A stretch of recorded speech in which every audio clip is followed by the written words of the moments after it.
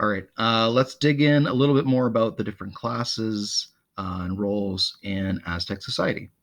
So I ended up saying that if you were a slave, that would be better result of war than being sacrificed, having your heart torn from your chest with an ritual obsidian dagger.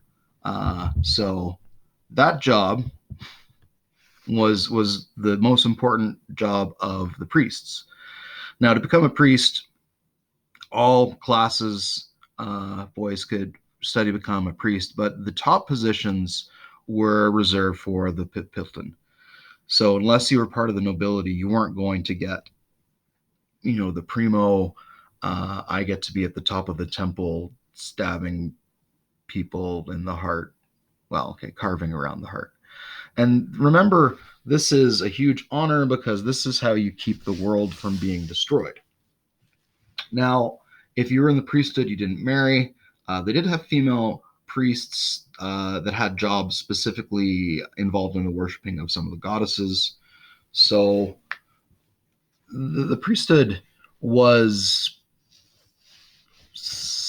had some equality between, but definitely male nobility got the most prestigious roles. Now, commoners, you could actually work your way up into the nobility by distinguishing yourself at war. And so this provided a mechanism in Aztec society where, you could be advanced on merit. Of course, the merit there was skill in battle. But that was great for Aztec society because, going to war and fighting constantly, this was a huge aspect of their society. And so, yeah, they wanted the people who were the best in combat to be recognized and to move ahead.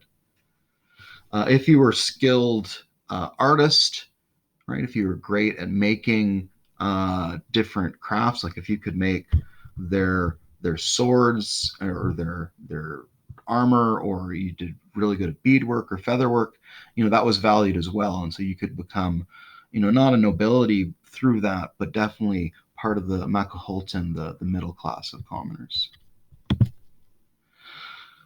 Now, most Aztecs would have been Mayacas, and they would work in, farming. They'd build and maintain the temples. They had to pay taxes and tribute, but they get to keep what was left over after that. And so, while it was not a luxurious lifestyle, it certainly was, a stable one. The Tlacotin, the slaves, here's your lowest of the low.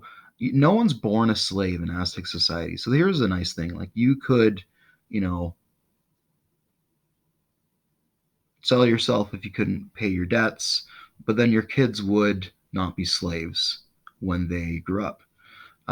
The owners owned your work; they didn't own you, and so that was better than slavery as we see in other parts of the world at other times.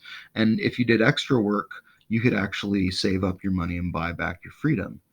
So, pretty rotten spot, but not one that dooms your children and not one that necessarily you're locked into forever either.